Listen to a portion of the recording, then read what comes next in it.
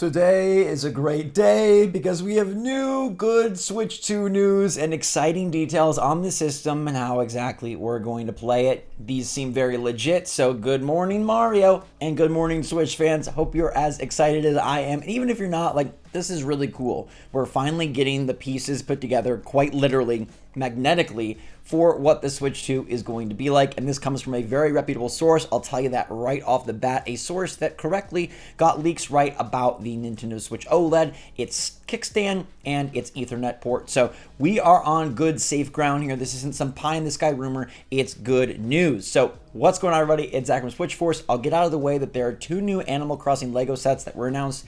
KK Slider singing his way in the plaza, and then Wilbur and Orville flying that seaplane. I love that one. Might have to pick it up. Miss Animal Crossing a lot.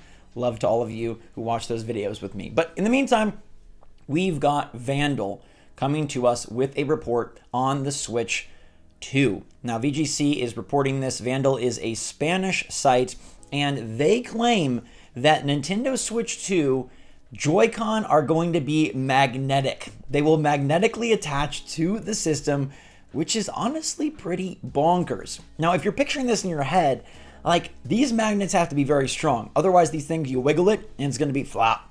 Wiggle it, flop. Little brother hits it, flop. We don't want that.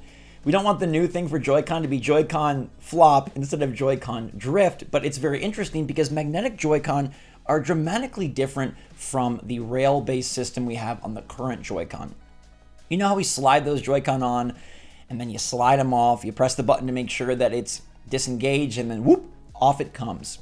A lot of people wondered if Nintendo would modify the Joy-Con, if they would make sure the Joy-Con stayed stuck to the system, how they would work with this, but it seems quite clear based on this info that Nintendo is sticking with the Joy-Con, but is going to make an upgrade to them. And this is what I thought would happen, that Nintendo would not abandon the concept that allows for easy multiplayer right out of the box, that gives them their quirky controller like Nintendo usually loves to have each generation, but does make improvements to A, eliminate dreaded drift, and B, make the Joy-Con a little bit bigger and better.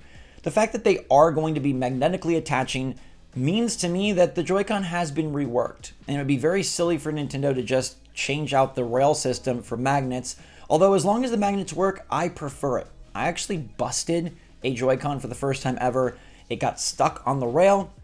Something got stuck in the Joy-Con rail system, and I cannot attach that Joy-Con without getting in there with tweezers. I tried, it seems mangled. It's not gonna work. So I'm all for magnets, but I'm mostly for Switch 2 reworking the Joy-Con. Now, we have no idea how they're reworked besides the magnetics, but we do hear from Vandal that they're not sure if the old Joy-Con will work with your new Switch. In fact, how would that work? If the new Switch allows for a magnetic connection, rails cannot magnetize magically. That would mean that your current Joy-Con could be used for detached multiplayer or tabletop play, but would not be able to be used in handheld mode. And I think that is a fair trade-off. As long as we get some usability out of our past accessories, if they wanted to really upgrade the Joy-Con, they weren't going to be able to make them both work on the system. And I guess if you're left with a choice, do all your Joy-Con attach to the system, or do you get better Joy-Con? I think we'd all pick the latter, because you're going to be getting Joy-Con with the system anyway, so it's not like the system comes cheaper Joy-Con-less and you could save money. It just would be for multiplayer, and in that case, as long as they connect to the system, wirelessly, not physically, we're okay. But the best piece of news about accessory accessibility is that the existing Switch Pro controller is reported to work with the Switch 2. Now, I think this is a huge win, and I think this actually signifies Nintendo is going smart. They're going good.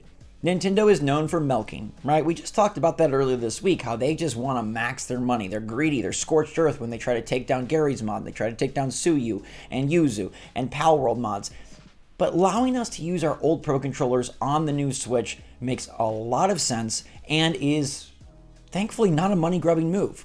It's a move to ensure that we can play multiplayer quickly, and it's a move to ensure that our money goes to software instead of accessories.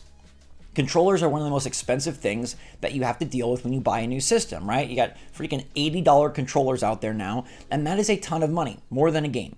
Nintendo seems like they would rather you get some games right off the bat, play multiplayer, and get going with the Switch and incorporate it into your life.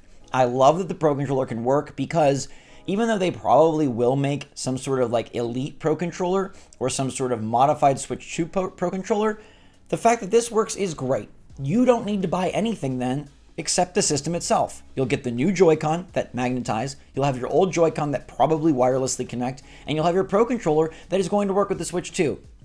Therefore, your money can go to the new 3D Mario and can go to whatever else releases with the Switch.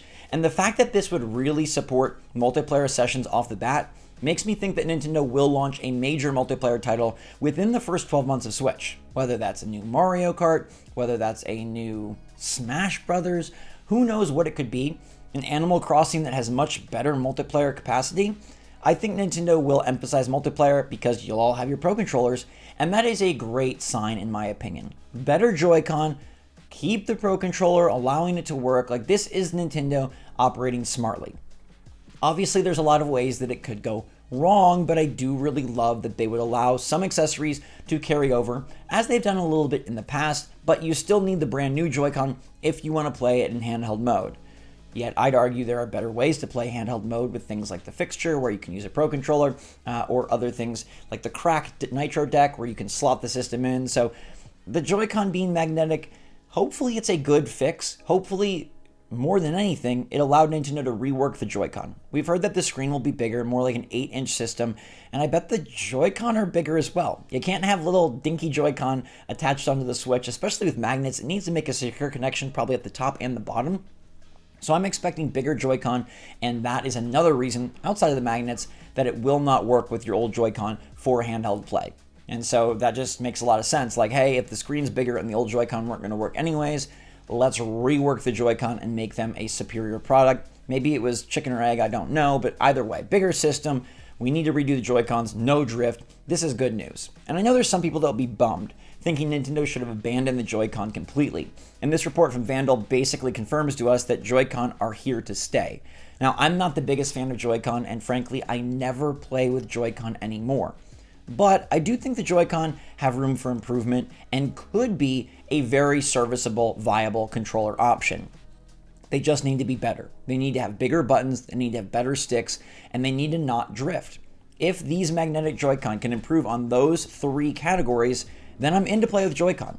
Right now, I think Joy-Con just don't feel anywhere near as good as a Pro Controller, but look, even if Nintendo completely botches the reworked Joy-Con and all that's better about them is the connection mechanism with the magnets, you can use your Pro Controller. And we know that the Pro Controller feels great. I have no qualms about the Pro Controller. I think it's Nintendo's best controller ever. I think it's just as good or better than the other console counterparts in the PS5 controller and the Xbox Series controller. So if that's the Pro Controller they roll with, beautiful. Now, thinking about what they could do for a better Pro Controller, I'm not even really sure. I don't know that there's much that needs to be improved with the Pro Controller, but I can almost guarantee that Nintendo will want to continue to sell a bunch of accessories. So along with their new magnetic Joy-Con 2.0, there probably will be a Pro Controller 2.0 as well that has some new bells and whistles. But I think this is fantastic news, and I'm not even going to really cover the Korean report that talks about the Switch 2 coming still in 2024 with all these Samsung parts, because it seems to be deemed much more of a rumor and a speculation and a Korea hype train than it does seem to be legitimate. I don't want anyone to believe that the Switch 2 is coming out in 2024 right now. If that magically occurs and magically happens, wow, are we lucky? But right now, I would not expect it.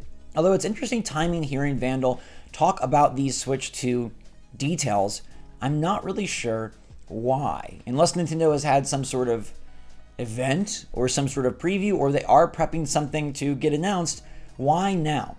Vandal claims that they got their information from peripheral manufacturers, so people that would be making third-party Joy-Con, third-party Pro Controllers, things of that sort, and giving them sort of the inside knowledge on what the new Joy-Con will be like and the magnetic system that would be required if you're going to make Joy-Con work. So this is a boon to all those peripheral makers, because now they can make all new Joy-Con and they can make all new stuff to magnetize onto the Switch.